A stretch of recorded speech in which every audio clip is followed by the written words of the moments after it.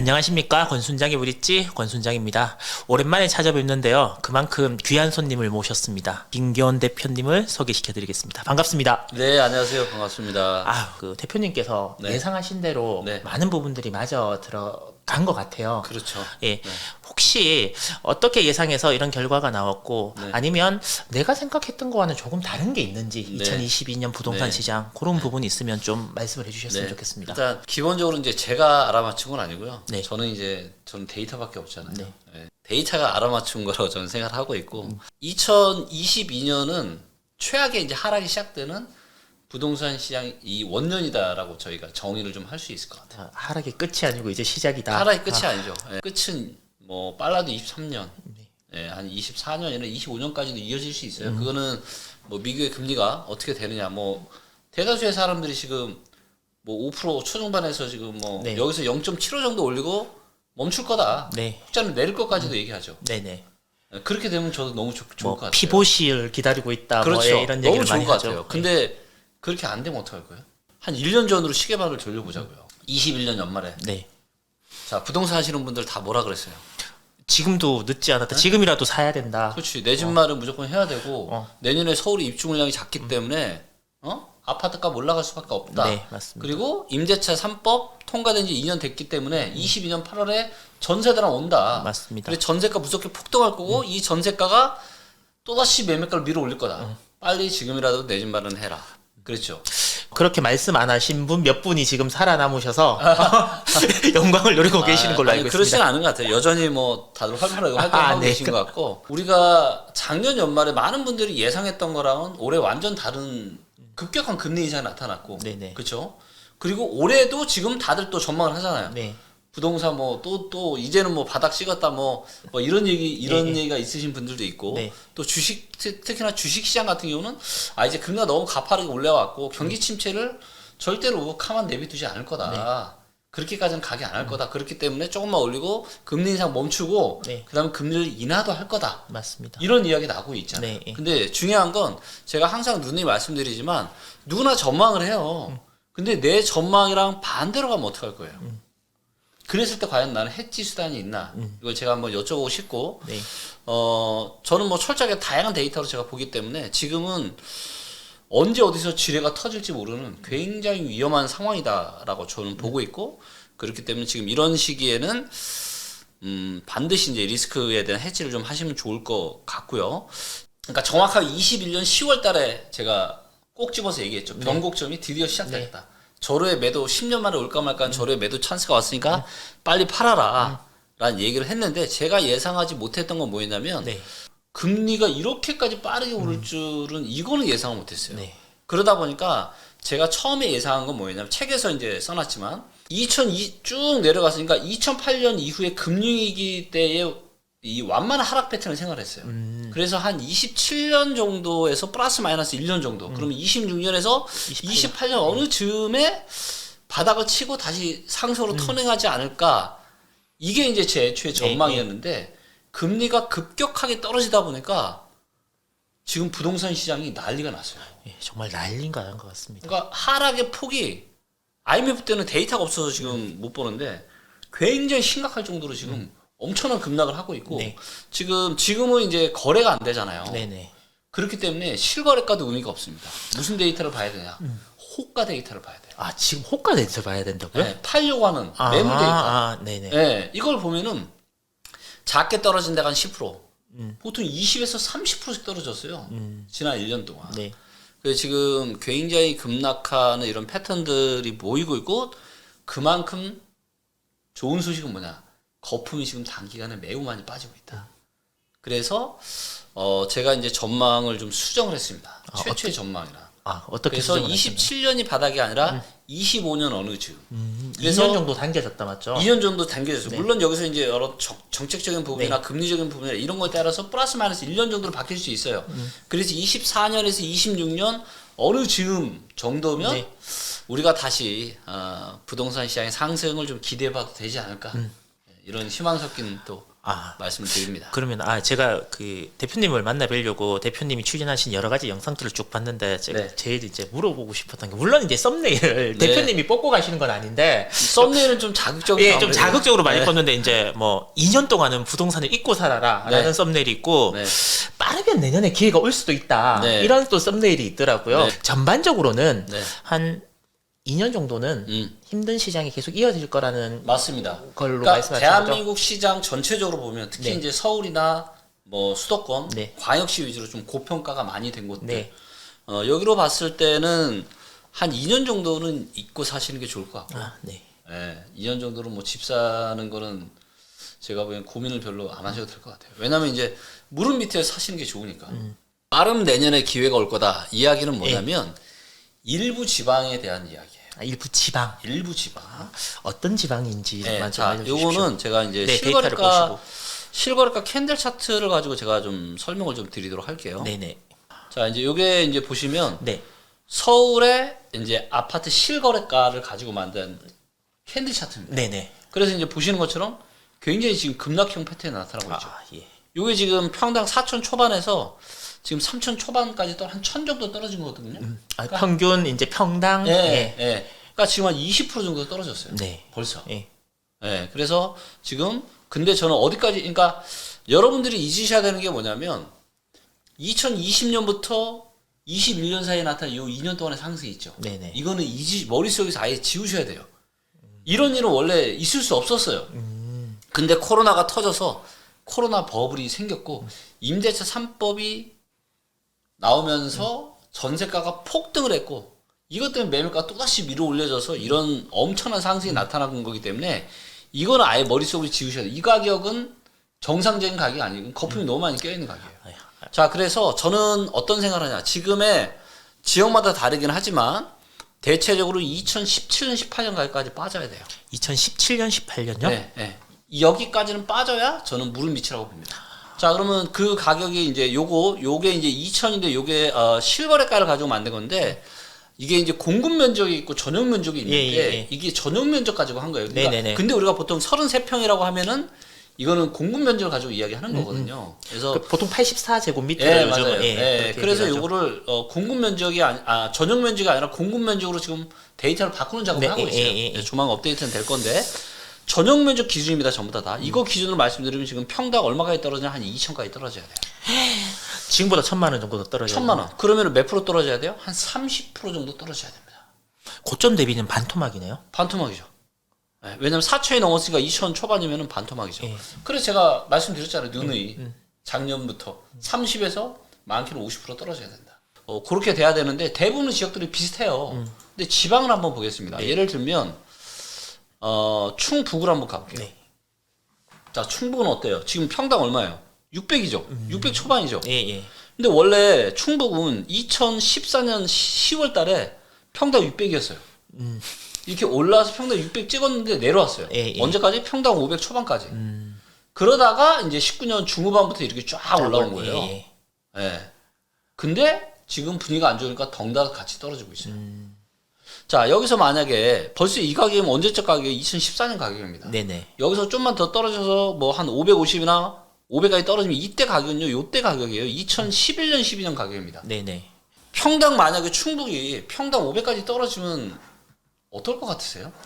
그 뭐지? 아마 잘 모르시겠지만 청주가 있는 하이닉스 반도체 네. 쪽을 말씀하시는 예, 거죠? 저는 무조건 사러 갑니다. 네. 왜냐면 자 보세요.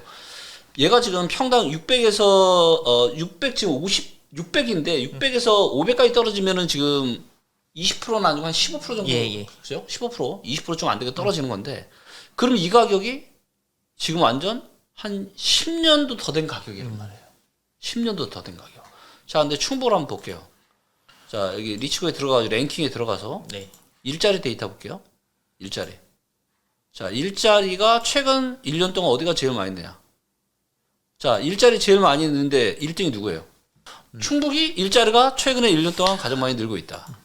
제가 지금 굉장히 강력한 팁을 드리는 겁니다, 지금. 특히 충북 계시는 분들은요, 지금 아파트 파시면 안 돼요. 절대로 파시면 안 됩니다. 떨어질 건 별로 없고, 다시 또 올라갑니다. 그래서, 자, 이런 지역들은 언제 기회가 올 수 있냐? 빠르면 내년 말에 기회 올 수 있어요. 23년 말에. 그때 되면 네. 2011년이나 12년 가격대까지도 떨어질 수 있다는 말씀이신가요? 맞아요. 평당 500. 야, 이거는 진짜 이거야말로 만약에 그런 일이 생기면 10년에 한 번 올까 말까 내 집 말은 절호의 매수기죠. 그러면 만약에 500만 원 선이 온다는 가정하에서 네. 올랐으면 아까 말씀드린 2년 동안의 거품을 잊으라고 하셨는데 네. 그 정도의 가격 상승도 바라볼 수 있는 건가요? 자, 여기는 원래 거품이 있었어요, 없었어요? 거기는 크게 거품이 많이 쫙 빠져서 이제 예. 그나마 이제 본질적인 가치 정도 찾아가는데 예. 하락한 거예요. 네네. 예. 그렇기 때문에 얘네는 올라갈 파워가 있다. 더군다나 충북은 지금 어때요? 일자리가 계속 늘어나고 있는. 계속 늘어나죠. 일자리가 늘어난다는 얘기는 뭐예요? 사람이 모여들고 몰리는 있어요. 거죠. 알겠습니다. 뭐 약간 희망 섞인 이렇게 소식. 내가 조금 힘든 1년 아니면 네. 2년 정도를 버티면 네. 또 기회가 올 수 있겠구나라는 생각이 드는데. 그래서 이런 지방이 몇 군데가 있는데 네. 충북이 있고 그다음에 충남이 있고 그다음에 전북이 있고요. 그다음에 전남 일부 지역이 있고 그다음에 경남, 경북, 강원도, 제주, 거의 전국에 세종 이 정도. 그러니까 대부분의 이제 좀 광역시나 수도권 빼고는 나머지 지역들은 상대적으로 좀 저평가되어 있어요. 그래서 이 지역들 중에서 저는 이제 좀 더 빠르게 반등이 나올 거라고 보고 있고 다만 충남 같은 경우는 조금 입주 물량이 23년, 24년까지 좀 많다 보니까 충남은 조금 반등의 시간이 좀 늦춰질 수 있는데 오히려 그런 부분들 때문에 가격이 혹시라도 더 메리트 있게 떨어진다는 이거 한번 볼게요. 네. 차트 한번 볼게요. 충남. 자, 충남도 보시면 2014년부터 2019년 초반까지도 평당 550에서 600을 계속 횡보했습니다. 네네. 주식 차트로 보면 횡보를 한 거예요. 근데 이제 올랐다가 떨어진 겁니다. 지금 그래서 평당 600 초반이에요. 자, 여기서 좀만 더 떨어지면 어디까지 떨어진 거예요? 평당 550. 그럼 이 가격은 언제다? 2013년, 16년, 한 10년 동안 행보한 거에 여기에 바닥으로 오는 거예요. 바닥으로. 근데 지금 문제는 뭐냐? 아파트를 짓는 원가가 너무 많이 올랐죠. 너무 많이 올랐습니다. 이 원리가 주식하고 똑같아요. 네. 아니, 아파트를 짓는 원가가 지금 땅값 빼고요. 네. 땅값 빼고 지방 같은 경우는 지금 공급 면적당 기준입니다. 네. 공급 면적당 기준으로 평당 500 정도 됩니다. 코로나 터지기 전에는 이거보다 많이 이거보다 그렇죠. 지금 이제 보면은 원자재비는 한 30%, 인건비는 한 50% 가까이 올랐다고 하더라고요. 사람이 없어갖고 네, 난리라고. 네. 그러니까 원래는 충남도 지금 한 550 정도면은 여기서 바닥 찍고 올라가는 흐름이 나타날 수 있어야 돼요. 요 정도에서는 하방 지지선이 나타나야 되는데 네. 문제는 뭐냐면 이 충남의 일부 지역들이 입주 물량이 좀 있단 말이에요. 내년하고 내후년까지도 꽤 좀 있어요. 25년은 작은데. 네네. 그래서 이 입주 물량 때문에 좀 더 하락이 나타날 수 있어요. 그래서 만약에 진짜 평당 500까지 떨어진다. 저는 진짜 줍줍 좀 하러 가야 될 것 같아요. 방송 못 나올 것 같습니다. 진짜요? 네. 아직까지 다주택자들한테 뭐 네. 여러 가지 뭐 혜택도 준다라고는 하지만 네, 이거 다 풀리게 되어 있어요. 내년에 다 풀립니다. 3년에. 네. 왜냐하면 이 정책도 제가 오래니까 연구를 해봤는데 예. 중요한 거는 뭐냐? 우리가 숲을 봐야지 나무를 보면 안 돼요. 정책 뭐 하나 이거 분석하는 게 무슨 의미가 있어요? 아무 의미 없다. 중요한 거는 뭐예요? 큰 맥락을 이해하고 큰 줄기를 이해하고 숲을 보는 게 중요하죠. 그래서 부동산 시장이 안 좋아지면 정부는 규제를 하나씩 제거하고 나중에는 부양 정책까지 펼칩니다. 네, 부양 정책 내년에 저는 나올 거라고 봅니다. 내년에 부양 정책까지도 나올 수 있다라는 그럼요. 부분. 그 부분도 제가 그러면 추후에 조금 네, 시간을 갖고 한번 더 여쭤보려고 하고요. 아까 세종을 말씀을 하셨는데 네. 제가 최근에 봤는 뉴스 중에는 네. 뉴스는 또 거기도 제목을 워낙 자극적으로 뽑으니까 세종에 온 걸 뭐 후회해요 뭐 이러면서 이런 뉴스의 제목들이 있는데 네. 아까 전에 말씀하시기에는 내년에 세종에도 어쩌면 네. 기회가 올 수 있다라고 네. 하는 것 같아서 네. 지금 세종의 상황이 어떻습니까? 세종도 한번 보겠습니다. 자, 세종도 보시면은 이제 세종은 이제 작년 한 초중반 정도에 고점을 찍었어요. 네. 그리고 이제 누구보다 빠르게 먼저 하락을 하고 있었죠. 왜냐면 이제 임대차 3법도 있었지만 세종은 무슨 이슈가 있었죠? 행정수도 이전 이슈가 있었어요. 그건 항상 있는 이슈 아닌가요? 근데 이제 또 그때 또 특별하게 네. 또 좀 뭔가 이렇게 좀 예. 나와가지고 그래서 이제 보시는 것처럼 엄청나게 폭등을 했던 거죠. 예. 제가. 그런데 얘도 17, 18년 가격은 평당 얼마예요? 1000까지 떨어져야 됩니다. 지금 평당 얼마냐면 평당 1600이에요, 아직도. 와, 진짜 엄청나게 급등을 했었네요. 지금 좀 빠지기도 꽤 빠졌는데. 네, 많이 빠졌는데도 네, 지금 많이 그러네요. 빠졌는데. 근데 예. 이제 17, 18년 가격이면 평당 1000이거든요. 야, 그러면 이렇게 따지면 진짜 많이 빠져야 되네. 그렇게 따지면 아직도 한 50% 정도 지금 빠져야 돼. 지금 세종에 사시는 분들 지금 얼굴이 파래졌습니다. 아, 근데 이제 조금 희망적인 걸 말씀드리자면 이건 최대인 거고 네. 세종이 좋은 걸 제가 또 좀 보여드릴게요. 자, 아까 충북에 이어서 일자리 증가율 두 번째가 누구죠? 세종이 세종입니다. 그래서 세종을 눌러보면 세종 일자리가 어때요? 이렇게 계속 증가하고 있죠. 네, 세종 일자리가 굉장히 많이 증가하고 있고요. 그 다음에 세종이 또 좋은 게 뭐냐면 입주 물량이 없어요. 자, 이게 또 세종은 보시면- 계속해서 아파트를 짓고 있는 상황이 아니었나요? 꾸준하게 계속해서. 그랬는데 네. 지금은 이제 작아요. 자, 여기 보시면 신규 입주 비율이라고 하는 데이터가 있는데 얘가 얘를 누르면 공급이 이렇게 볼 수가 있거든요. 네. 근데 지난 10년으로 놓고 보면 세종의 새 아파트가 어때요?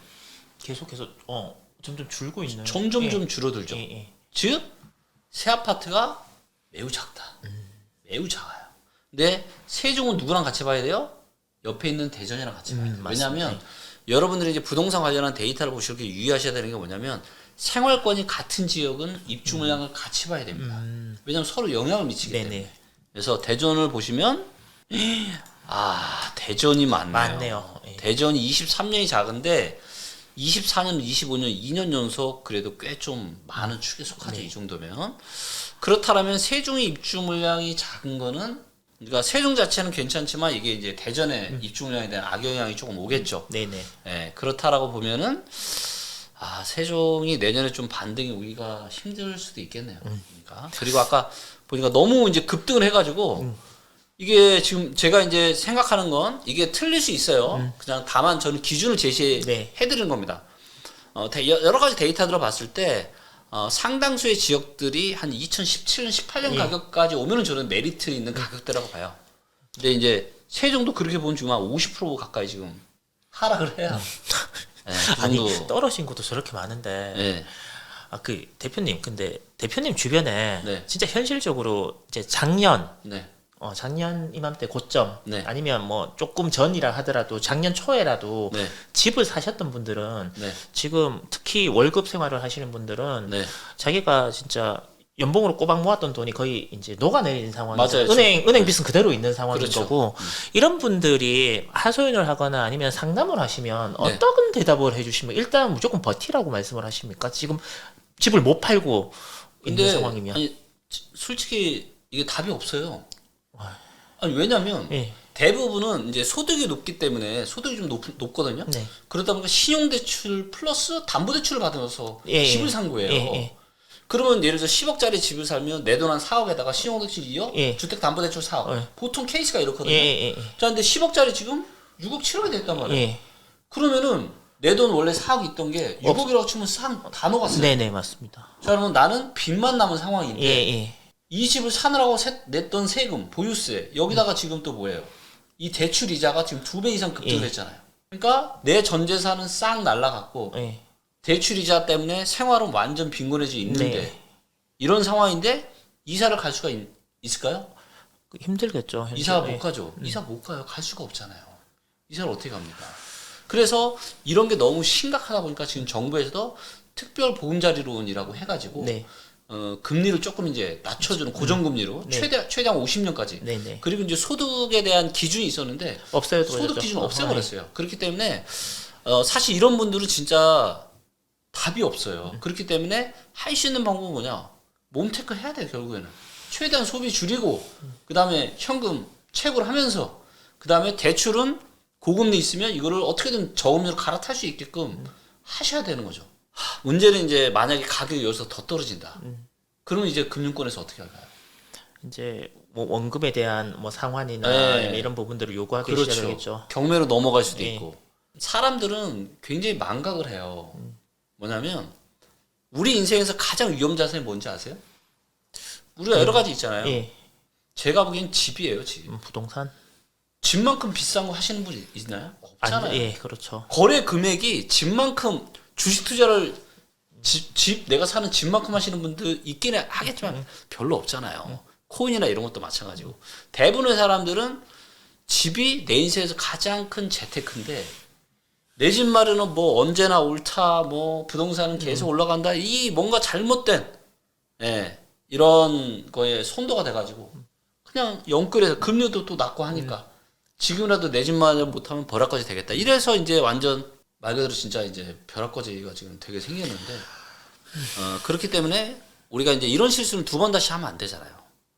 그래서 많은 분들이 이제는 어떤 부동산에 대한 의사결정은 정말 데이터에 기반해서 하셨으면 좋겠어요. 제가 저도 이제 이 부동산 전문가들의 강의를 정말 제가 많이 들었지만 아니 좋은 인사이트 좋고 다 좋아요. 근데 인간 전문가분들이 못하는 딱 두 가지가 있습니다. 어떤 게? 첫 번째가 뭐냐? 과연 지금 부동산 투자해도 되는지. 대부분의 부동산 전문가들은요. 무조건 오늘이 제일 싸다예요. 왜 그런 얘기가 나오는지 알아요. 네, 저도 압니다. 왜냐하면 통화량이 증가하기 때문에. 근데 제가 부동산 데이터를 보니까 상승과 하락의 사이클이 분명히 있거든요. 그리고 고점에 잘못 샀다가는 난리 나는 거예요. 인생이 한 방에 나라락으로 떨어지는 거예요. 아니 우리가 부동산으로 1억 2억 모으기도 사실은 쉬울 땐 쉽잖아요. 네. 근데 1억 2억 3, 4억 날리는 것도 순간이죠. 순간이잖아요. 네. 지금 1년 만에 이런 일이 벌어진 거예요. 1년 만에. 1년 만에 내 돈 매덕이 싹 날아간 겁니다. 정말로 내 인생의 가장 큰 위험은 내가 부동산에 대한 의사결정을 잘못하는 거다. 그리고 이거를 이제는 데이터로 객관적으로 그러니까 제가 뉴스가 너무 혼재돼서 나와서 좀 헷갈리는 부분들이 있는데 아마 시청하시는 분들도 마찬가지라고 생각을 해요.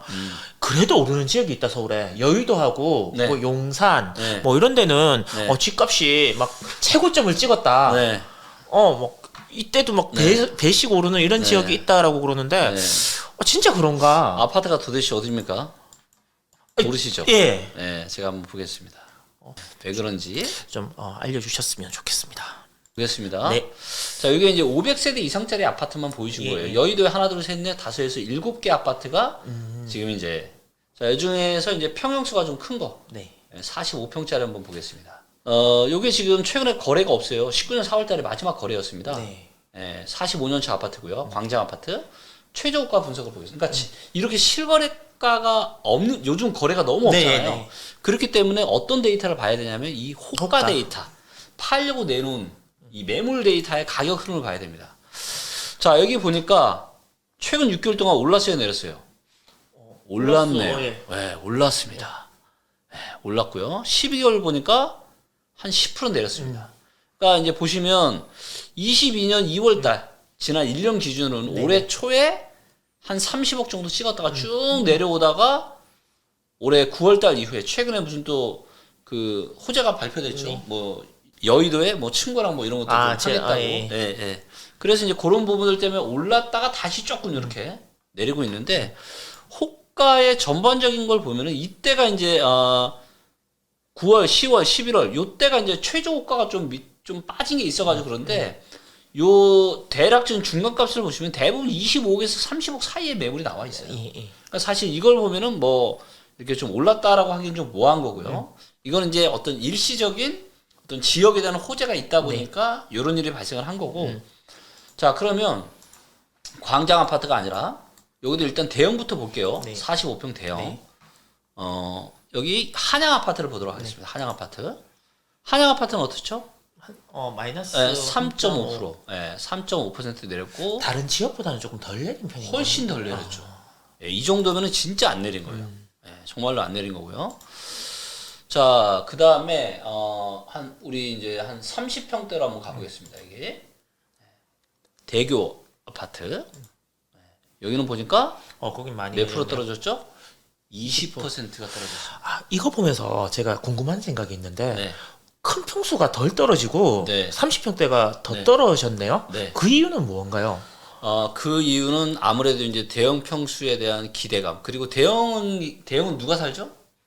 좀 뭐 조금 있는 사람 아무래도 그렇죠. 여유 있는 사람들이 살겠죠. 그러니까 요즘과 같은 금리 인상 시기에 훨씬 더 버틸 수가 있는 그렇죠. 여건이 되시는 분들. 네. 자, 그리고 이제 대형 평에 대한 이야기가 나왔으니까 제가 이 부분 설명을 좀 드리면 우리가 이제 가격을 결정하는 요인이 굉장히 여러 가지가 있어요. 네네. 그런데 그 중에 하나가 뭐냐면 바로 희소성입니다. 희소성. 희소성이라는 건 뭐예요? 귀한 거죠. 그런 매물대가 귀한 건데 요 데이터는 평형대별로 세대수가 어떻게 되는지 비율이 어떻게 되는지 그 아파트 나이가 어떻게 되는지를 보여주는 거예요. 네. 자, 이거는 이제 전국 기준이고 현재. 네. 자, 전국 기준으로 봤을 때 소형, 중형, 중소형, 중형, 중대형, 대형이고 대형은 여기 보시면 135제곱미터 이상 네네. 전용 면적 기준으로 요게 대형인데 자, 어떤 아파트가 가장 오래됐죠? 이 중에서 중소형 아파트 22년 됐죠. 네네. 그 다음이 누구냐면 대형 대형 아파트입니다. 아파트. 자, 중소형은 보시면 요 이제 녹색이 앞으로 공급되는 물량이에요. 네네. 자, 소형은 그동안 공급이 잘 됐어요, 안 됐어요?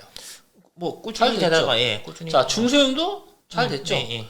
자, 중형이 가장 많이 잘 네, 됐죠. 예. 그 다음에 중대형부터는 어때요? 조금 많이 줄어들고 있죠. 2010년 이후부터는 계속 줄어들지만 그래도 있죠.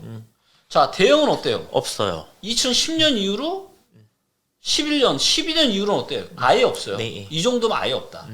자, 그러면 희소성이 지금 어디에 있습니까? 어떤 평형대에 있어요? 대형이 훨씬 더 희소성을 크게 그렇죠. 갖고 있는 것 같습니다. 자, 대형에는 누가 살죠? 조금 여유 있는 사람이 살까요? 아니면 뭐 아무래도 좀 여유 있는 사람이 그렇죠. 살겠죠. 뭐 난방비가 나오도 더 나오니까요. 그렇죠. 예. 자, 좀 여유 있게 내가 대형에서 사는데 집들이 다 가장 오래 최신 집도 언제라고요? 2010년이니까 지금 13년 됐어요. 네. 이게 평균 나이가 몇 년이? 20년 됐어요, 지금. 평균 20년 된 오래된 대형 아파트에 살아요, 부자들이. 그럼 이 부자들은 새 아파트에 이사 가고 싶은 대형 평형대 이사 가고 싶은 마음이 들겠어요, 안 들겠어요? 당연히 들겠죠. 당연히 들겠죠. 그래서 최근에 신고가 뭐 좀 네, 얘기했죠. 예. 그런 데가 다 보면은 대형 평형이 많아요. 아, 최근에 짓는 신도시들은 거의 30평대 이상 아파트가 거의 없더라고요. 네. 그거는 정책적으로나 아니면 가구 수나 이런 것들 때문에 그렇죠. 적게 짓는 네, 거죠. 1, 2인 가구가 많아져서 그런 건데 참 안타까워요. 만약에 제가 아파트 시행 사업을 하면은 저는 대형 많이 지을 것 같아요. 이게 전국적으로도 그렇지만 이걸 좀 더 디테일하게 들어가서 우리가 서울을 한번 보겠습니다. 서울 그리고 부자들이 제일 많이 사는 데가 어디죠? 강남 서초죠. 네. 강남이랑 서초구를 보겠습니다. 강남 서초구에서 가장 오래된 평형이 누구예요? 대형이죠. 예. 26.2년. 네. 26.2년. 26살이 넘었습니다. 아파트가 너무 오래됐죠. 그리고 비율도 작지 않죠. 네. 왜? 강남 서초 부자들이 사는 동네니까 대형 평형에 대한 비율이 좀 높은 거예요. 딴 데보다. 네. 자, 근데 소형 그래도 뭐 꾸준히 좀 네, 있죠. 중소형 있고 중형 있고 중대형 있고 누가 없어요? 대형이 전혀 없습니다. 대형이 전혀 없습니다. 대형이 2004년 지금 20년 됐어요. 지금 강남 서초에 사는 부자들이 지금 얼마나 새 아파트 이사 가고 싶겠어요. 그래서 이 사람들이 갈 데가 없으니까 새 아파트는 없으니까 어디로 가는 거예요? 뭐 아까 성수동에 무슨 갤러리아 프레임 예, 뭐 이런 예. 데 있죠. 이런 데나 뭐 한남동에 뭐 더힐 이런 데. 저 맨날 오면서 갔다 왔다 하면서 네. 봅니다. 한번 들어가 봤으면 좋겠다. 그 입구부터 이렇게 막더라고요. 그렇죠. 그 다음에 청담동에 또 어디예요? 이름은 어려워서 못 네, 알겠습니다. 무슨 뭐 청담동에 고급 빌라 있잖아요. 예. 뭐 아이유나 뭐 이런 예. 연예인들 사는 네. 그런 데로 가고 싶을까요? 안 가고 싶을까요? 가고 싶겠죠. 가고 싶겠죠. 그럼 뭐 해야 됩니까? 제가 팁 하나 드립니다. 요즘에 진짜 우리 건설 관계자분들이 너무 힘들어하실 텐데 대형에 주목하십시오. 그리고 대형을 공급하셔야 됩니다. 너무 오래된 집들이 많아요.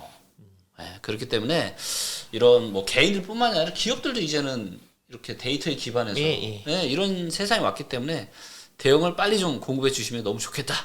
네, 이렇게 하면서 그렇기 때문에 자 희소성이 있죠. 그러니까 이런 대형이 떨어져요, 안 떨어져요? 상대적으로 덜 떨어지겠죠. 왜 찾는 사람이 많으니까. 그래서 신축이면서 이런 대형 아파트들은 하반 경직세 이런 시기에도 강할 수밖에 없다. 네, 왜 물건이 없으니까. 아, 이제 어느 정도 이해도 되고 이해되시죠? 네. 납득도 되는 것 같아요. 그리고 사실 저는 뭐 촌놈이어서 그런지 둔촌주공이 어딘지 잘 모르는데 네. 하도 둔촌주공 이렇게 이제 이야기가 나오는데 뭐 네.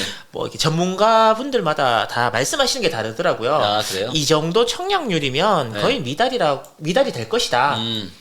아니다. 네. 여기 미분양이 날 지역은 전혀 아니다. 네. 이렇게 이제 말씀이 이제 갈리시던데, 네. 대표님께서는 네. 둔촌주공이 미분양이 날 것 같으신지 안 날 것 같으신지, 네. 만약에 난다면, 네. 기대 아니면 기대만큼의 성적이 안 나온다면 정말 그게 전반적인 우리나라 부동산에 네. 악영향을 미치는 네. 그런 사항이 맞는 건지. 네. 그리고 옆에 있는 헬리오시티랑 되게 비교를 많이 하더라고요. 그렇죠. 야, 뭐 저 돈이면 헬리오 떨어진 가격이면 헬리오가 낫다 이런 얘기도 하던데. 그렇죠. 진짜 무슨 말이 맞는 건지. 네. 세 가지 질문을 한꺼번에 다 한번 던져보도록 하겠습니다. 명확하게 제가 네. 데이터로 말씀드릴게요. 알겠습니다. 네, 또 우리- 한번 자, 일단 둔촌주공이 어디 있냐면요. 여기 이제 보시면 올림픽공원 옆에 있다는 여기가 이제 얘기가. 올림픽공원 있고 잠실 종합운동장이 있고요. 헬로시티는 여기 있습니다. 예. 여기 있고 올림픽공원이 여기 있고 둔촌주공이 여기 있어요. 둔촌주공이 바로 여기에 있습니다. 그래서 입지가 좋죠. 지하철역은 9호선 황금 라인이죠. 둔촌 오리역. 네. 그 다음에 여기 5호선인가요? 둔촌 동역. 요 두 개를 끼고 있어요. 워낙 대단지다 보니까. 그 다음에 이 안에 뭐 초등학교, 중학교 다 있고요. 네. 자, 그리고 이제 단지가 엄청난 뭐 당군일의 최대 대단지라고 네, 뭐 할 그렇게 만큼 들었습니다. 엄청난 큰 단지고 그러다 보니까 이 주변에 있는 가장 큰 대단지인 헬로시티랑 비교가 많이 되는 거예요. 네. 그러면 둔촌주공이 이번에 청약률이 원래는 뭐 한 10만 명까지 몰릴 거다 네. 뭐 이런 얘기도 있었는데 둔촌주공이 2순위까지 1순위가 청약 경쟁률이 얼마 나왔냐면 3.7대 1이 나왔습니다. 2순위까지 접수를 했어도 2순위는 뭐냐면요. 그냥 청약 통장만 있으면 돼요. 근데도 6대 1이 안 됐어요. 네. 5대 그러니까 6대 1보다 5점 몇 5점, 대에 네, 5점 몇 그렇게 본 것 같아요. 네. 자, 그런데 2022년 1월 달부터 2022년 11월 달까지의 평균 청약 경쟁률이 얼마냐 서울에. 굉장히 높았던 걸로. 이게 26.4대 1이에요. 26.4대 1. 26.4대 1. 그런데 대한민국에서 가장 뭐 입지 좋고 대단지라고 하는 둔촌주공이 6대 1도 안 나온 겁니다. 완전 처참한 거죠. 자, 그럼 이게 얼마나 안 좋은 건지를 잘 모르시잖아요. 네, 예. 분양업계에서 통상적으로 이야기하는 게 뭐냐면 청약 경쟁률이 10대 1이 나오잖아요. 네, 네. 그러면 미분양이 30% 정도 나는 게 통설이에요. 그러면 10대 1도 안 났으니까 이거보다 더 날 수도 있다는 더 건가요? 날 수도 있다는 거죠. 이 둔촌주공이 뭐가 문제냐면, 자, 이 둔촌주공이 기억하시는지 모르겠지만 돈을 못 구해가지고 사업이 진행이 안 되잖아요. 맞습니다. 예. 그래서 이 돈을 대출을 끌었는데 이거를 시공사가 보증을 해줬어요. 뭐 롯데건설 그래서 뭐 예. 그래서 현대건설, 대우건설, 롯데건설이 보증을 서서 네. KB증권이 5,423억을 대출을 해줬고요. 그 다음에 HDC 현대산업개발이 보증을 서서 한국투자증권이 1,800억을 빌려줬습니다. 그래서 합해서 7,200억이 넘어요. 그러니까 7,200억이 넘는 돈을 겨우 조달을 받아서 근데 금리가 몇 프로짜리였냐? 12%짜리였습니다. 그 이슈가 됐던 걸 봤어요. 네. 물론 기간은 짧았지만 그렇죠. 예. 근데 얘가 대출이 3개월 단기 대출이에요. 그리고 대한민국 제일 좋은 게 금리가 12%짜리 엄청난 거죠. 네. 자, 그때만 돈 빌려줄 때만 해도 뭐라 그랬겠어요. 지금처럼 부동산 시장이 최악이 아니었고, 그렇죠. 왜냐면 지금 매주 지금 이 하락폭이 계속 더 커지고 있으니까. 그래서 한국 부동산은 데이터 기준으로는 지금 통계 작성 이래 지금 최대치다. 그만큼 지금 상황이 심각한 상황이다 보니까 몇 개월 전에는 이만큼 예상을 못했겠죠. 업계 관계자들도. 에이, 뭐 둔촌 주공인데 뭐 그래도 잘 완판되겠지 라고 생각하고 그래서 12%짜리로 3개월 단기 대출 즉 계약 기간이 끝나는 이게 만기가 1월 19일이에요. 1월 19일. 얼마 안 남았네. 내년 이제. 1월 19일 날 이 7,200원이 넘는 돈을 갚아야 돼요. 근데 계약일이 언제냐? 둔촌주공 계약일이 1월 3일부터 1월 17일까지입니다. 그 돈 받아서 넣겠다는 거네요. 이 돈 받아서 넣든가 이 돈 받아서 다 안 돼도 어느 정도 미분양이 적게 나오면 또 남은 미분양 또 이렇게 처리하면 되는 거고 예. 그러면 딴 데서 또 돈을 또 땡겨다가 대출 받아다가 이거를 차환할 수도 있겠죠. 자, 그런데 지금 그런 그림이 잘 안 그려질 수도 있다. 자, 돈을 빌려줄 때는 뭘 담보로 하죠? 내가 돈을 받을 수 있다라는 믿음이 있어야죠. 근데 지금 대한민국에서 제일 잘 나가는 둔촌주공도 이 지경이 났어요, 지금. 2순위까지 했는데 청약 경쟁률이 지금 6대 1이 안 됩니다. 자, 미분양이 얼마가 나올지 몰라요. 30% 나올지, 40% 나올지, 50% 나올지. 만약에 이 둔촌주공이 이 돈을 만약에 갚지 못하는 일이 생기면 네. 어떤 일이 벌어질까요?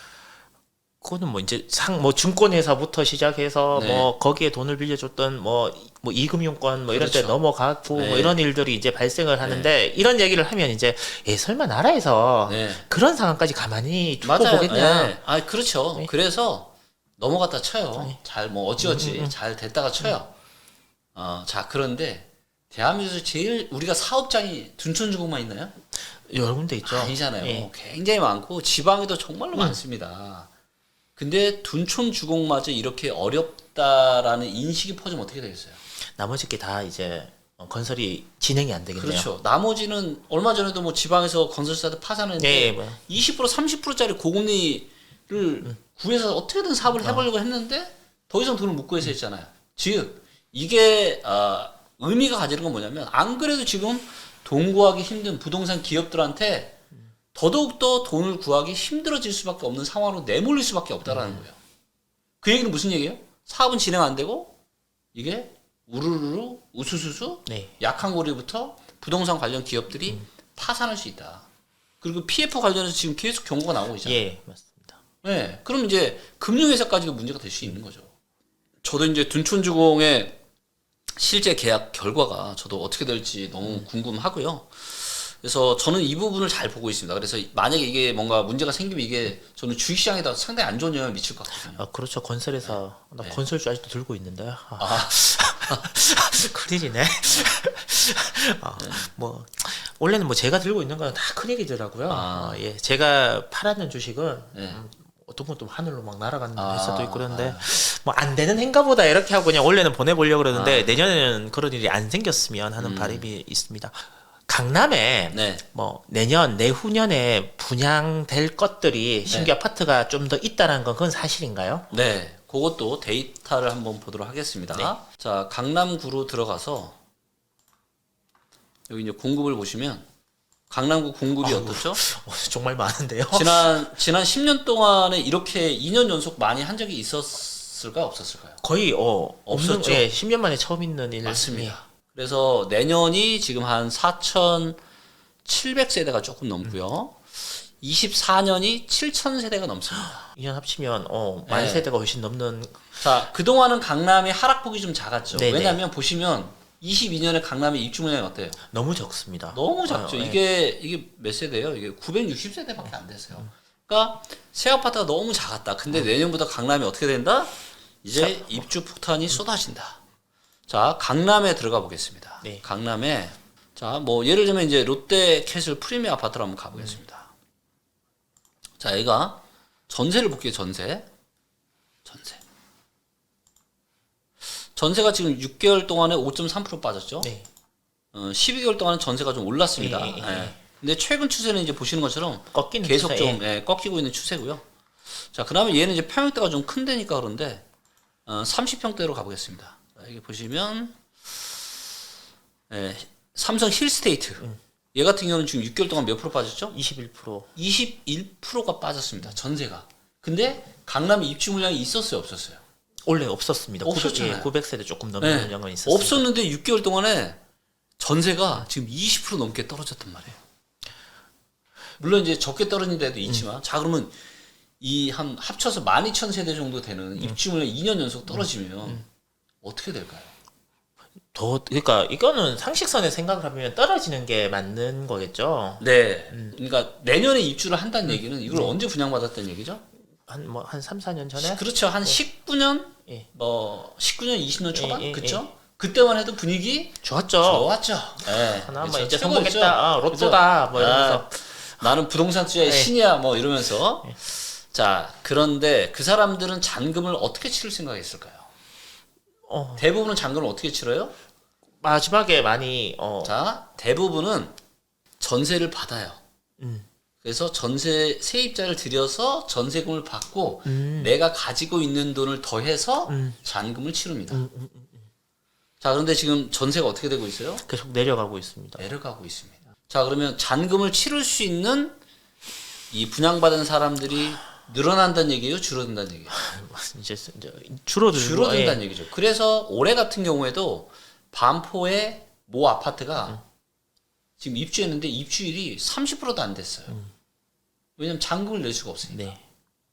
근데 이거 잔금 내셔야 되는 분들 지금은 금리도 이제 너무 올라가고 있고 지금은 모든 자산이 다 하락을 하고 있어가지고 네. 돈이 있는 사람이 별로 없잖아요. 네, 맞습니다. 여기는 지금 캐시 있는 사람들이 생각보다 많지 않아요. 내년에 강남 쪽에 입주 물량이 쏟아지면은 강남의 전세가는 더더욱더 하락할 거고 그게 매매가까지 떨어뜨릴 겁니다. 그래서 지금 힐스테이트 같은 경우도 매매가도 한번 보시면 네. 지금 6개월 동안 14.3%가 떨어졌어요.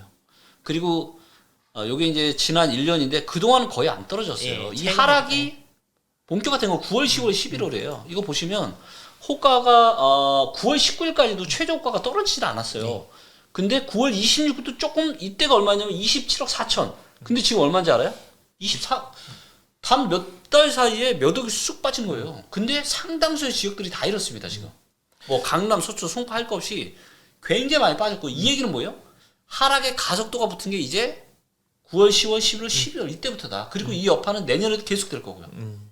근데 뭐 반론은 아니지만 이렇게 네. 얘기하시는 분이 있더라고요. 대단지 아파트에서 1000세대가 넘는 대단지 아파트에서 한두 채가 이렇게 거래량이 워낙 적지 않습니까? 네. 이렇게 거래가 됐다고 그걸 일반화할 필요는 없는 거고 또 이런 집값들은 진짜 연끌해서 사서 진짜 대출도 못 갚는 우리 아파트 단지 내에서 예를 들면 제일 못 사는 버티지 못하는 그런 뭐 한 100명 정도가 던진 네. 가격이고 네. 나머지 900세대는 네. 900세대는 그래도 뭐야 그 정도 이자는 감당할 수 있기 때문에 그게 다 정리가 되고 나면 네. 그 다음부터는 안 떨어질 거고 유지가 될 것이다. 네. 이렇게 또 이야기나 아니면 희망의 를 돌리시는 분들이 계시거든요. 네.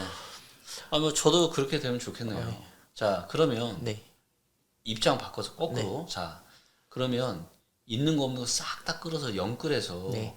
최고점에 사신 분들 데이터 다 빼야 되는 거 아니에요? 그렇죠. 반대로 예, 생각하면 그렇잖아요. 그렇죠. 예. 그거는 사실은 제대로 된 거래가 아니잖아요. 예, 예, 예. 그 논리면 제가 말씀드린 논리면 네, 그러니까 그렇죠. 입장 바꿔 생각하면 똑같은 거예요. 자, 지금은 그러니까 이런 얘기를 하시는 분들이요. 거래량 없기 때문에 이거는 뭐 비정상적인 상황이고 제대로 보여. 너무 저는 안타까워요. 아니 지금 호가가 이렇게 그러니까 그래서 지금 호가 데이터를 봐야 되는데 네. 이런 호가 데이터를 볼 수가 없잖아요. 네, 그렇죠. 네, 그래서 이제 저희 리치웨이스를 만들어 놓은 건데 호가 데이터를 보면 명확하게 나옵니다. 지금 난리도 아니에요. 근데 뭐예요? 살려고 하는 사람이 아무도 없는 거예요. 그러니까 그리고 그나마 이제 조금 괜찮은 대단지만 거래되는 거 이런 작은 아파트들은 팔고 내나 봐요. 아예 거들떠도 안 보는 거야. 호가를 아무리 낮춰도 왜 아무도 안 쳐다보니까. 그러면 그럼 예를 들어서 이런 생각은 할 수도 있겠네요. 아직까지 무주택자이고 내가 진짜 너무 갑자기 집이 올라서 진짜 뭐 너 바보니? 이런 소리 들으면서도 집을 안 사고 네. 버티고 있으셨던 분들은 네. 어쩌면 강남에 뭐 2년 최고의 행운아죠. 최고의 행운아. 그분들이 이제 지금 그렇게 되는 거죠. 그렇죠. 정말 인생은 참 살아봐야 될 가치가 있는 것 같아요. 맞아요. 순간순간 이렇게 바뀌는 그래서 세옹지마. 게. 예. 제 책에도 썼습니다. 물극필반. 한쪽으로 너무 지나치면 반대로 가는 거예요. 그래서 우리가 뭐 주식이든 부동산이든 우리가 역사를 공부를 해보면 결정적인 투자 기회는 생각보다 그렇게 자주 오지 않아요. 10년에 한두 번 정도 옵니다. 네네. 근데 우리는 코로나 때문에 너무 투자에 미쳐가지고 투자를 안 하면 못 견디는 거예요. 계속 그러니까 말 그대로 투자에 중독이 돼 있어요. 제가 봐서. 네. 근데 그러면 안 돼요. 그렇게 했다가는 포카를 이렇게 치는데 어떤 사람이 돈을 제일 많이 잃어요? 그 돈질 잘하는 사람이 제일 많이 있죠. 어떤 사람이 돈을 가장 많이 잃냐? 항상 히든 따라가는 거예요. 예, 그렇죠. 네. 끝까지 뭐 마지막 게 다 보려고 마지막 그렇죠. 카드 보고 싶은 사람이 그 얘기는 투자로 따지면 뭐예요? 항상 투자라는 거예요. 투자판에 계속 들어가 죽지 않고 죽을 때 죽어야 되는데 근데 그걸 못 하는 거예요. 자, 그다음에 또 뭐가 있냐? 자, 우리가 포카를 뭐 한 4시 치는데 한 사람이 100판 중에 4, 50판 딸 수 있어요? 거의 힘들죠. 안 되죠. 네. 비슷비슷합니다. 네. 그 얘기는 무슨 얘기냐면 먹을 때 크게 먹어야죠. 그렇죠. 그리고 반대로 또 하나가 뭐죠? 잃을 때 적게. 그렇죠. 네. 투자의 본질은 여러분들은 절대로 부채도사를 찾으면 안 됩니다. 오른다, 내린다. 네, 이런 부채도사는 절대로 잊지도 않고요. 물론 어쩌다 한두 번 맞출 수 있어요. 근데 계속해서 알아맞추는 부채도사는 투자업계의 부채도사는 저도 진짜 부채도사를 한 10년 찾았는데 없더라고요. 네. 그래서 보다 나만의 원칙이 있어야 돼요. 나만의 투자 원칙이 있어야 됩니다. 그게 부동산이건 주식이건 나만의 투자 원칙을 만들어 놓고 이 투자 원칙의 근거는 뭐예요? 얘기하셨던 대로 내가 모든 걸 다 딸 수 없으니까 잃을 때 조금 있고 딸 때 많이 따는 거. 이게 저는 투자의 본질이다. 예. 그러려면 나만의 흔들리지 않는 원칙이 있어야 되는 거고 투자를 결정적인 기회일 때 투자 체크리스트를 보고 이거는 잃기가 힘들어. 내 손에 지금 또래 3개 들어있어요. 예? 똑같은 페어가 3개가 있어. 이 정도는 내가 들고 있어야 오케이 이번엔 좀 내가 세게 먹겠다. 예, 이렇게 투자도 비슷하게 해야 되는 거죠. 아, 이게 뭐 이해가 확 이제 와 닿고 이러는데 그때 그 정도 가격대는 사도 큰 손해도 없고 그냥 네가 마음 아파할 일은 없을 거다라고 하는 네. 약간 그래 뭐 예를 들어서 주식의 퍼 아니면 네. PBR처럼 수치화되어져 있는 가격이 있었으면 좋겠는데 아, 오를 땐 계속 오른다. 야 네. 10억 이거 20억 가. 네. 떨어질 때 야 이거 반토막도 날 수 있어. 뭐 이렇게 얘기를 하니까 왜 매수 타이밍만 있고 네. 이 물건의 가격에 대한 데이터나 이런 부분들을 네. 알 수 있는 방법은 없을까라는 생각이 들더라고요. 자, 그건 뭐 여러 가지 방법들이 있는데요. 네. 과연 이런 타이밍을 내가 어떻게 잡을 거냐. 그래서 이거를 소득 대비한 저평가 이런 인덱스들을 만들어 놓은 거예요. 네. 자, 보시면 강남이 소득 대비해서 지금 가장 고평가 되었을 때가 2007년 5월달 37.2였습니다. 그리고 지난 20년 동안 평균이 31.9예요. 자, 그리고 지금 가장 고점이 얼마였냐면 한 47.4. 47.4가 역사상 고점이고 지금 조금 내리고 있죠. 네. 자, 그럼 가장 낮았을 때가 언제예요? 22.5입니다. 네네. 22.3. 네. 자, 그럼 지금 얼마예요? 45.9예요. 22.3까지 올라면은 거의 반 정도. 반토막. 근데 소득은 앞으로 좀 예, 올라가겠죠. 예, 그렇겠죠. 그러면 한 40, 적게는 30에서 많게는 40% 떨어져야 역사적인 이 수준까지 떨어진다. 자, 여기까지 떨어질지 안 떨어질지는 모르죠. 네. 그죠? 예. 근데 어찌됐건 녹색불이 들어와야 그래도 강남의 아파트를 한번 사볼까라는 마음이 저는 들 것 같아요.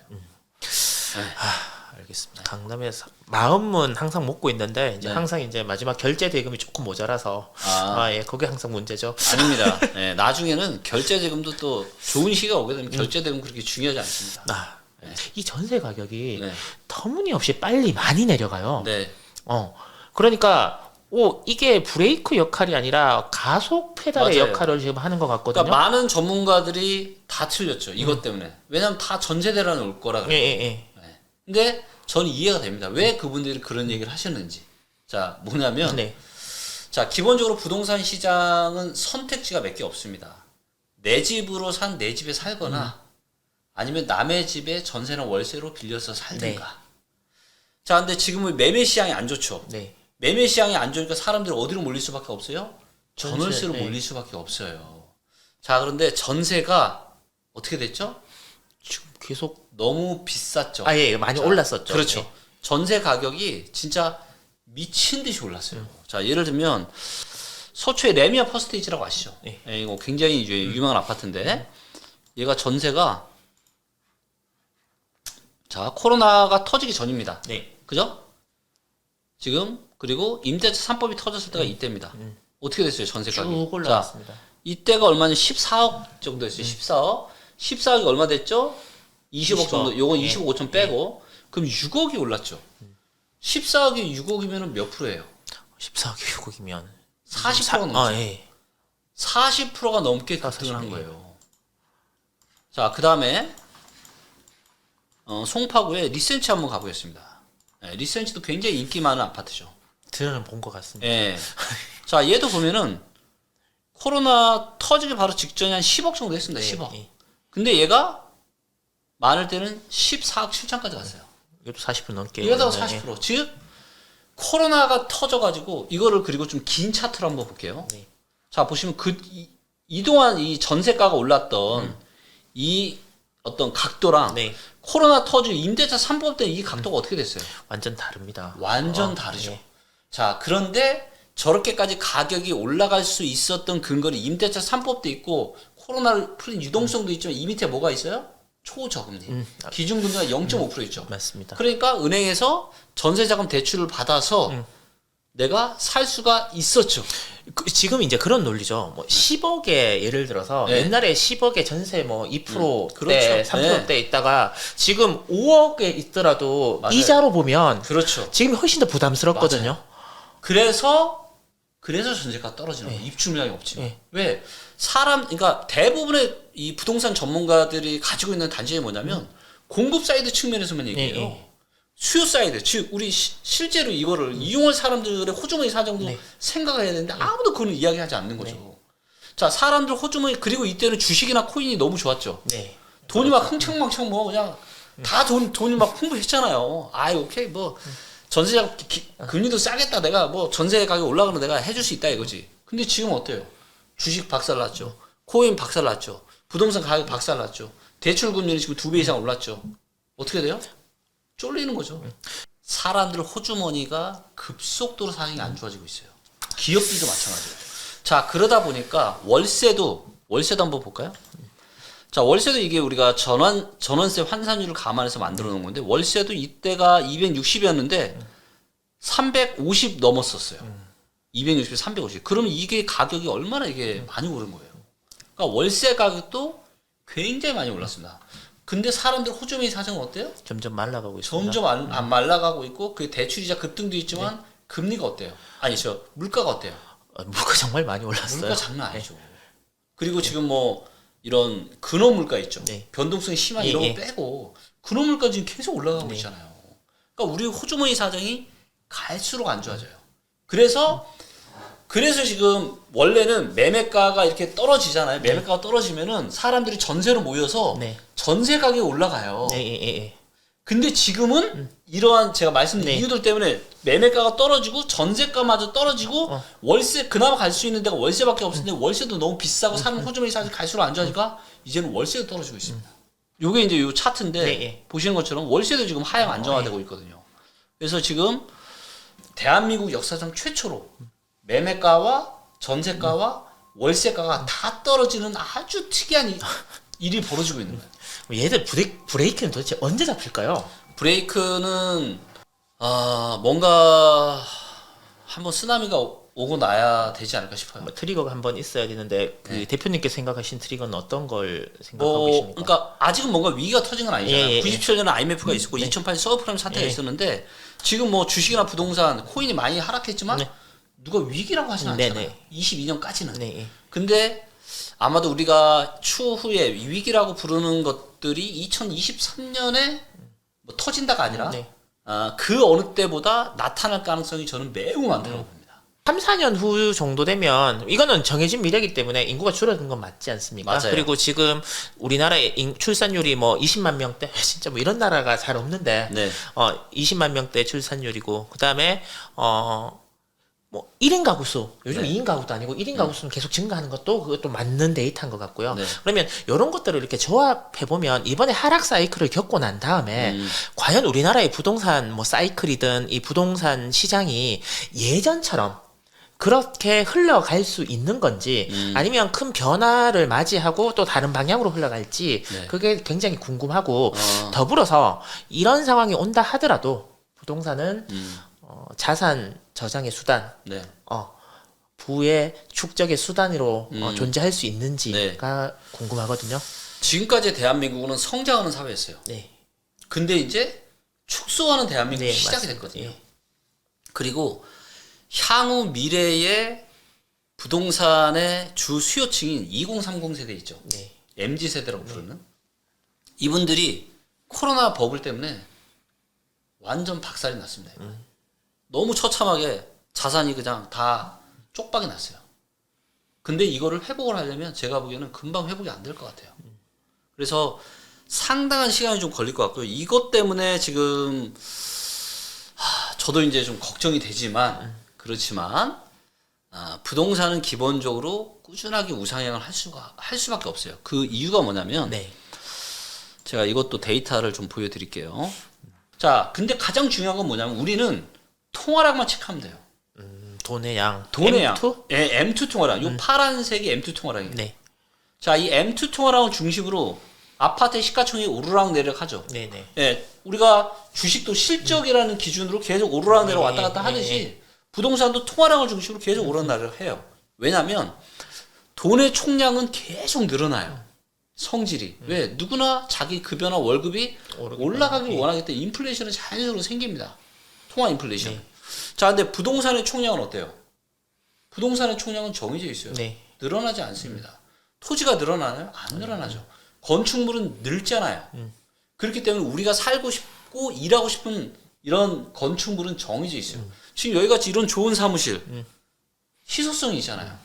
그렇기 때문에 부동산의 총량은 정해져 있는 거고 돈의 총량은 계속 늘어나요.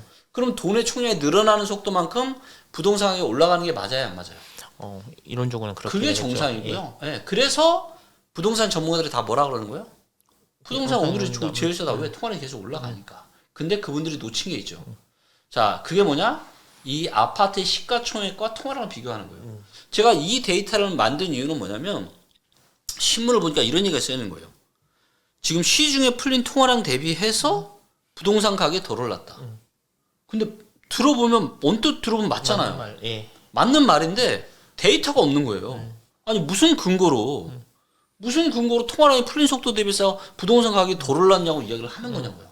그래서 제가 너무 궁금해서 이거를 직접 만들었습니다. 아파트 시가총액 대비한 예, 통화량.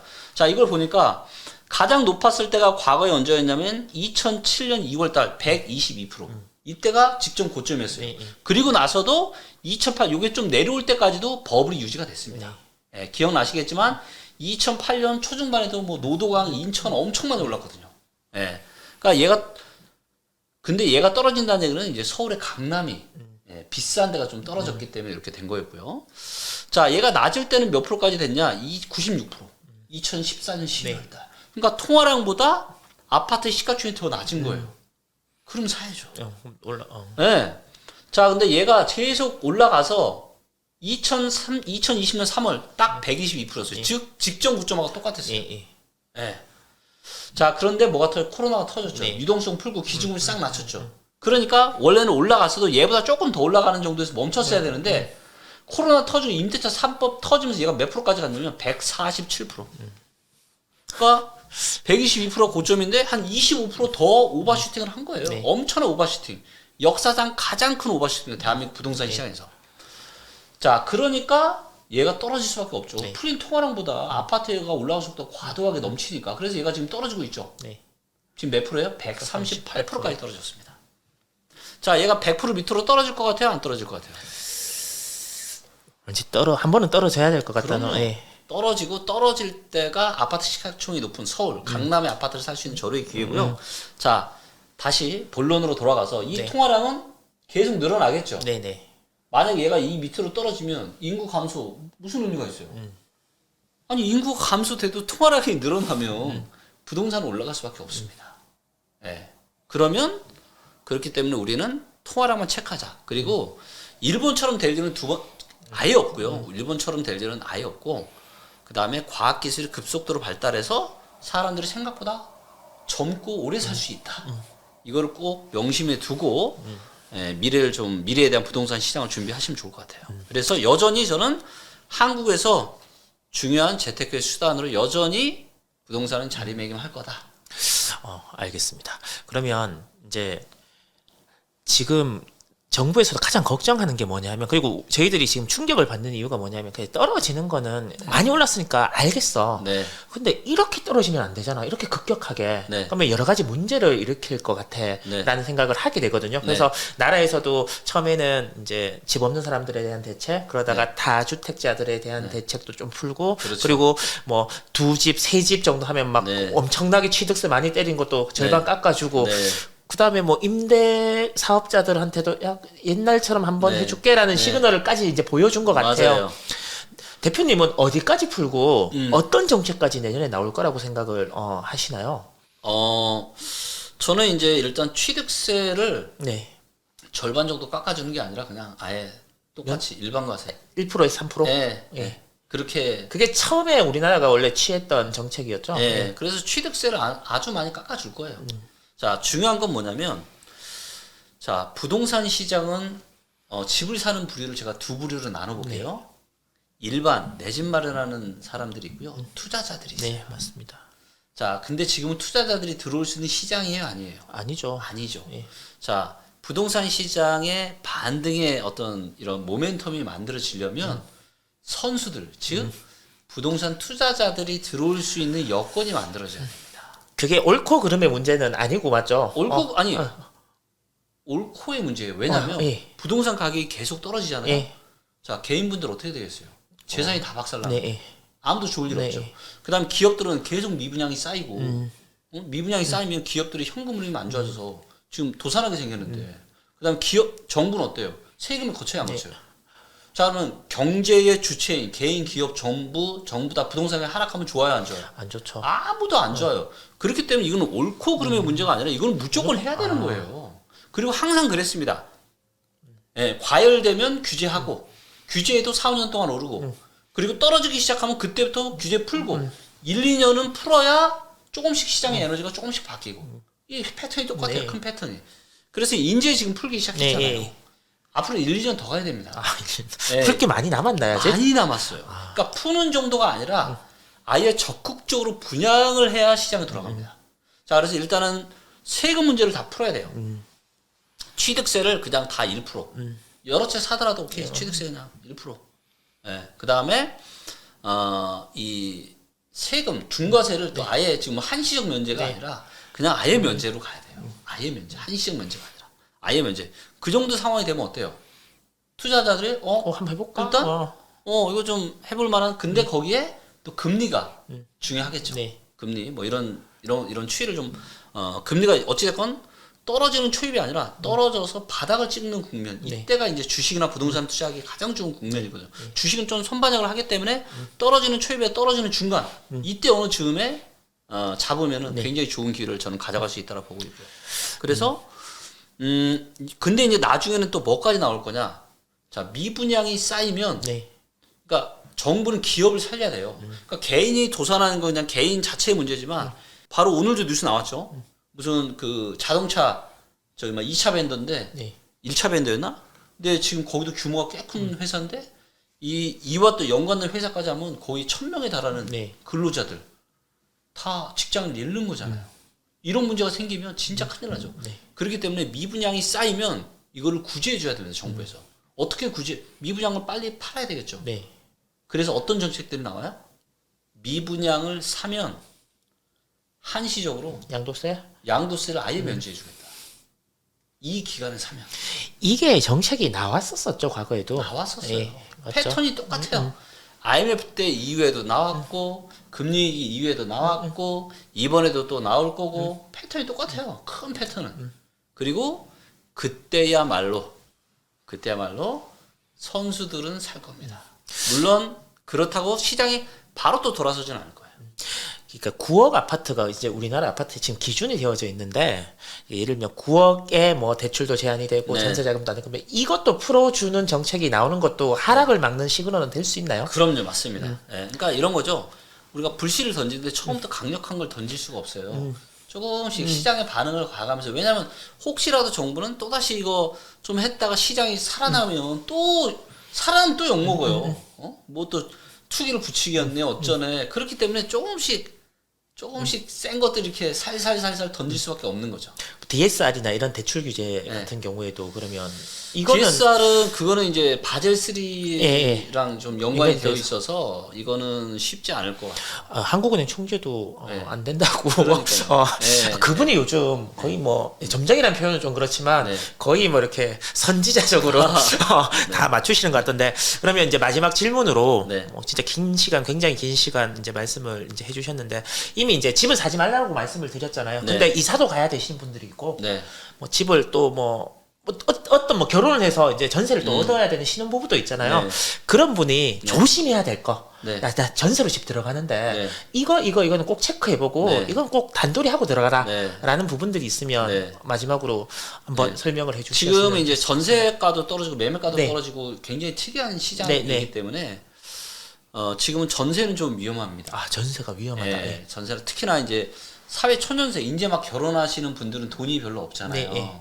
그러니까 오피스텔이나 빌라를 들어가는 경우가 많은데 네. 여기에 작업을 치는 사람들이 너무 많아요. 예, 이번에도 뭐 무슨 빌라 왕이라고 부르기도 싫은데. 예, 그건 뭐 사기죠. 네. 예.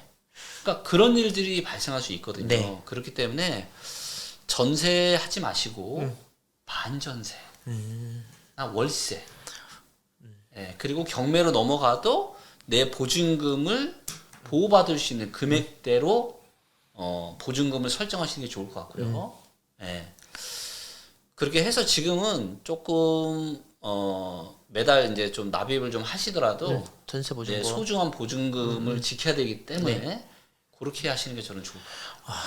자, 전세도 위험하던 이제 시장으로 저희들이 접어들었는데요. 참 올 한해 그 대표님을 만나 뵈면서 부동산에 대해서 많은 경고도 주셨고 그래서 이제 그 덕분에 뭐 집을 안 사셨거나 아니면 많이 덜 다치신 분도 분명히 계실 거예요. 네. 2023년에도 네.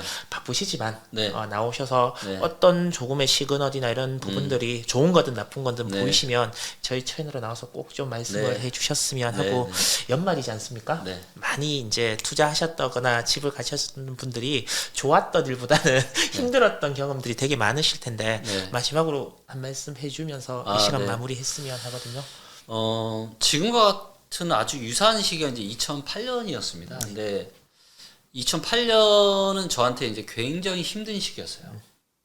왜냐면 이제 잘 되고 있었는데 금융위기가 터지면서 제가 열심히 해왔던 것들이 이렇게 전부 다 이렇게 앗아가는.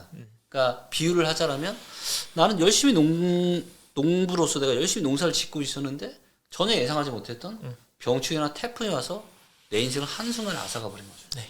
근데 우리가 사실 미국이 기준금리를 올리고 내리고 이게 과연 내 인생이랑 무슨 상관이 있어요? 내 통제력과 의지력 하나도 없는 거고, 러시아랑 우크라이나가 싸워서 물가가 올라가고 네. 이게 내 인생이랑 사실은 전혀 상관이 없고 통제력도 없는 건데, 근데 이런 일들은 십몇 년마다 한 번씩 나옵니다.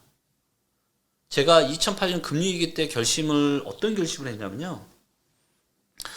2번 다시는 내가 휘둘리는 삶을 살지 않겠다. 그게 내 주변의 사람이건 아니면 이런 경제의 이런 변동성에 근거한 이런 거든. 네. 2번 다시는 내가 휘둘리는 삶을 살지 않겠다라고 제가 결심을 했고요. 그래서 저는 정말 치열하게 공부를 했습니다.